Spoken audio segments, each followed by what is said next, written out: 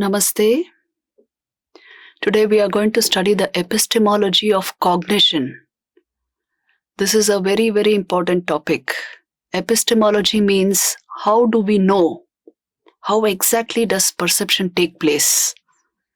And cognition, of course, cognition includes perception. Cognition means knowing through cognitive tools like attention, perception, thought, all of these. So, how exactly do we know an object? This we will study. This is very important in order to understand, to uncover some of the basic facts about attention, mindfulness, awareness, and also to understand self-knowledge.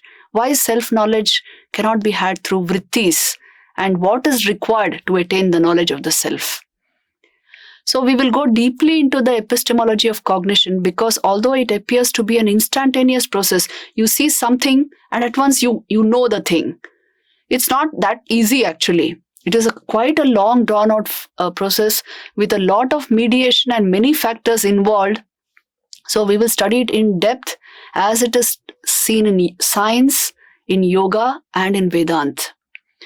So the fundamental facts about some of our basic faculties will be uncovered as a result. Before I start, I want you to understand that in modern neuroscience, there has been a lot of research going on attention. What exactly is attention? And conscious perception. So attention has very clear-cut definition in Vedanta. The understanding of attention in Vedanta is it is the psychological aspect of your metaphysical being. Attention is nothing but actually it is a beam of your awareness reflected in your mind which is directed by your will. So when it is fixed on anything, it unravels knowledge about that thing. It is through the power of attention that you know. Now in neuroscience, this attention and conscious perception are seen as two completely independent neurophysiological processes. They have completely independent, different networks. And perception, attention is possible without conscious perception. I repeat, attention is possible without conscious perception, but conscious perception is not possible without attention. This is the single dissociation view of modern neurophysiology. It is very important because you can actually feel the reality of this. Check and see in your own system. You can be very, very attentive without conscious perception. But you cannot have conscious perceptions without attentiveness.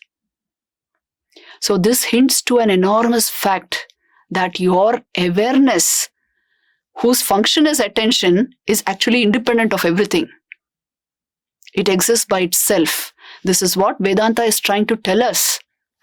That actually speaking, the Atman is independent of the mind. Mind requires consciousness to function as a conscious mind. It borrows consciousness. Consciousness gets reflected in the mind as awareness, and then you start functioning as a conscious entity. But the seat of your perception, your true being is always independent of mind. It is the Atman, it is the soul, the self.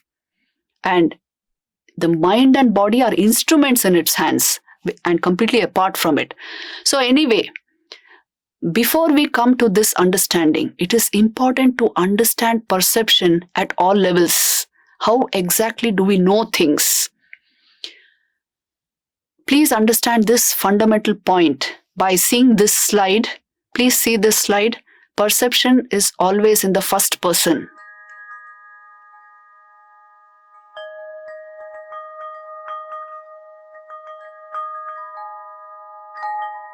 Isn't this very clear that our perceptive process is only occurring in our awareness and not apart from our awareness? Only a self-aware entity can have perception. A non-living entity cannot have perceptions. See, your video camera or your laptop or mobile phone, that also tracks images, isn't it? It has memory. It has more memory than you perhaps. But it cannot experience what it tracks. it cannot feel the reality of anything because it is not a self-aware entity. So your entire perception occurs in awareness. This is the first point which we should understand. Now, how does science view perception?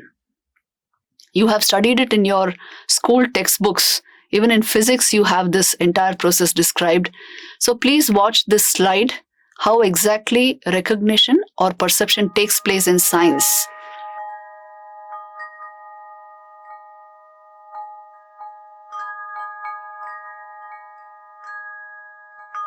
So the basic idea is, whenever you see an object, every object throws out a certain amount of light, electromagnetic radiation.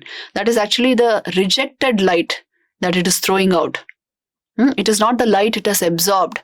The actual color of the object is the light it has absorbed, but you will never get to see that. But the light it rejects, that enters your eye. There's an inverted image on the retina, and this electromagnetic radiation, it is nothing but electromagnetic radiation. It is light that is carried to the visual cortex in your brain and through the thalamus, which acts like a filter. And there in the visual cortex, somehow you get a complete three-dimensional picture in real time and space, and you experience the object in all its depth, in its magnitude, in all its beauty. Isn't it? Now, how can just electromagnetic radiation and the neurochemistry of your brain produce this wonderful three-dimensional experience of reality in real space and time? This is the whole question. So here there's a big gap in science. It is not able to explain how exactly we experience as a result of these processes, as a result of electromagnetic radiation getting into our system and neurochemistry reacting to it. How do we experience reality the way we do? So this is a huge question. In fact, it is related to the hard problem of consciousness studies. So here, I will bring in yoga, because yoga psychology has something to contribute here. It gives us some additional factors for the perceptive process to function. First of all, it will point out to you that without attention and mind, you cannot perceive anything. If you are not mindful, can you perceive anything? You may be looking at an object, but you are not seeing it if you are not mindful. If your attention is not fixed, you cannot absorb that knowledge. So mind, vritti creation and attention are very important. Please watch this slide.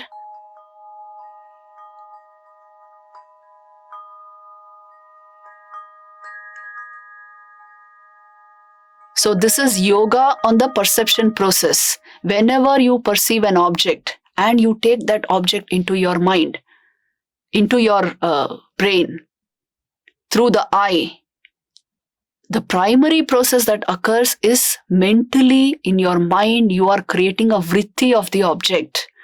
So this is the vritti jnana of yoga psychology. All knowledge is only possible through vrittis. You are creating a vritti, your mind modifies according to the object, and that modification is illumined by awareness. The awareness that is reflected in the mind by pure consciousness that is standing behind the mind, by the Atman, and thus this illuminated vritti reveals knowledge about the object. This is the understanding in yoga. So what are the differences? First of all, they are telling you that you must be mindful to be able to perceive the object. Attention must be in place. Vritti creation must occur, and the vritti must be illuminated by consciousness. Then only you get knowledge of the object. So this is yoga on perception. These are the factors involved. Now Vedanta, please remember, yoga always told you that knowledge is only possible through vrittis. Vritti jnana is called khyati. Ekameva darshanam, khyati reva darshanam, which means there is only one way of knowing, and that is through vrittis. Now Vedanta adds something more to this. It will point out to something very obvious actually. It will tell you, and please first watch this slide.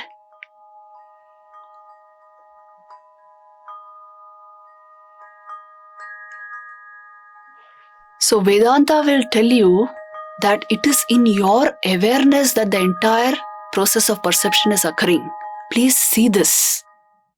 It is in your awareness that there is the subject and the object.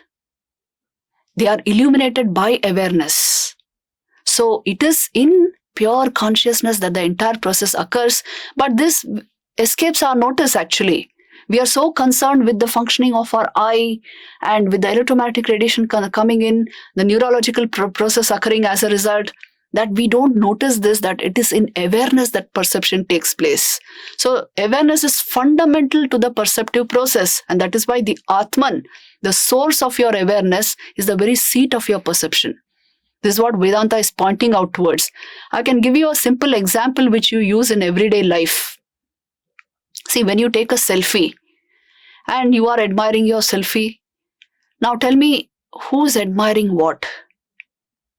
Your mind is watching your body, your intellect is interpreting the mind watching the body, and the whole process is happening in your awareness. So this is what they are telling us. Every object of perception is perceived in awareness. So you cannot discount this awareness. Vedanta tells us this only. Subject and object shine in pure awareness. So all of your perception is only the product of your awareness. That is why, actually speaking, there is no object as such. Everything is verily sparks in your awareness, both subject and object. So this is the contribution which Vedanta makes to the epistemology of cognition. Now, it is important for us to understand through all this, what are we trying to say? That cognition actually proceeds from the physical to the physiological, to the neurological, to the psychological and the metaphysical dimensions of your own being. Please watch this slide. You can see clearly there, it is from the eye that the information has gone to the brain. From the brain it goes to your mind, where attention is situated. So it is through your attention that you understand this entire process. And finally, it is happening in your awareness. So actually, if you see the epistemology of cognition, it proceeds through all these different dimensions, from the physical to the physiological, neurological, psychological, and metaphysical or existential aspects or dimensions of your being. This is how you cognize, you know. And you cannot discount any single dimension, actually speaking. So it is a process which is not very simple, quite complicated, and involves all aspects of your being, all levels of reality. Please see. So our simple experience of the world is happening like this. How we perceive objects, how we see things, how we interpret things, how we think, because that is nothing but internal perception. So all of this is happening through this kind of a process. And that is why every system of thought has something to contribute. It is all a science. We take this as the science of consciousness. Let me also point out to one thing here. You can augment perceptions, just like how external perception, the simple glasses that you wear are augmenting your external perception, isn't it? They help you see better. So also all the gadgets which you have invented, your telescopes and microscopes and everything that you have invented, they are all meant to augment the perception of your senses, the perceiving capacity of your senses. And that is how you gain knowledge. But there are means to augment internal perception also, especially when it comes to self-knowledge, knowing ourselves to our very depths.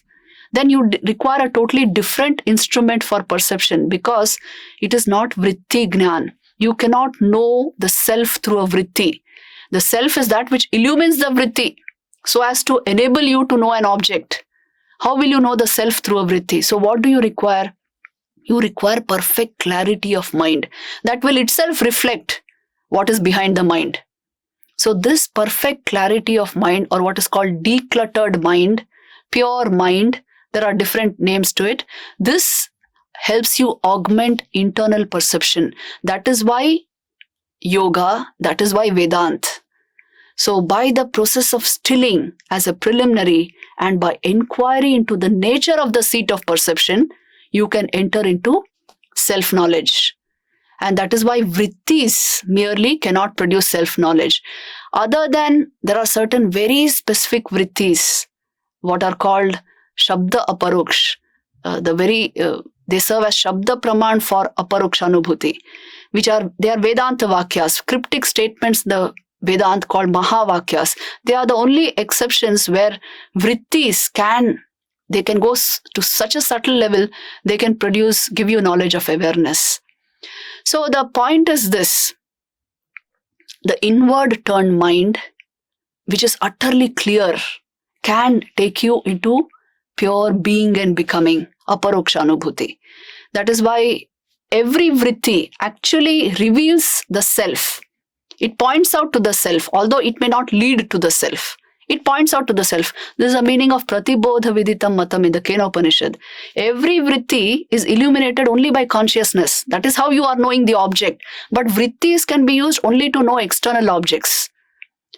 When it comes to epistemology for knowing the self, then you have to turn the entire equipment inward and bring your mind to perfect clarity so that it can reflect the presence of the self. So this is the epistemology of cognition as a whole, whether external cognition or internal. In order to succeed in this epistemology, you must have each factor very clear. That is why I have dwelt more on this entire aspect. I hope it will be helpful to both students of yoga psychology and to sadhaks aiming at self-knowledge alike. Thank you very much.